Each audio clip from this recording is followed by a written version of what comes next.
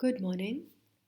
Today we will discuss the novel Burnt Shadows by Pakistani English novelist Kamila Shamsie. Although several scholarly articles and essays have been published on Burnt Shadows, not much has been written about the processes of differentiating and racializing, the objectification of the marginalized diasporic bodies, and the role of language and narrative structure in the novel.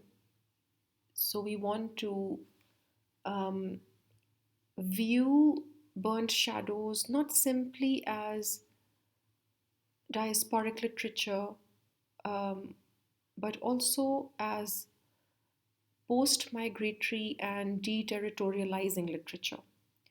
And we want to engage with how the novel presents us with these complex global processes, ways of reimagining trauma, and an exploration of the differential meanings of power and terrorism.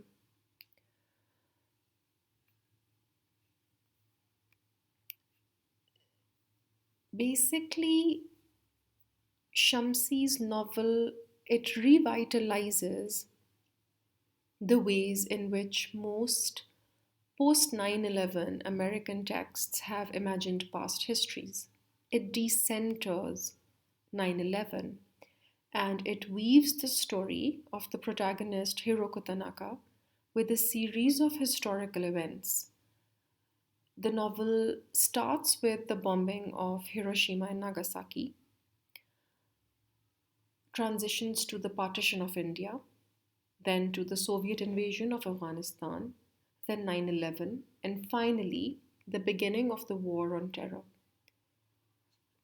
And the themes of human interdependency and survival, history and trauma, and the futility of wars are established right in the beginning of the novel, where Shamsi quotes from the works of India's most revered writers. We have Agha Shahid Ali's A Nostalgic Map of America and Sahir Ludhianvi's Perchaiya as her epigraphs. And the shifting focalization of the four subsections in the novel and the number of pages dedicated to each of them reflect the ideological purpose of the novel.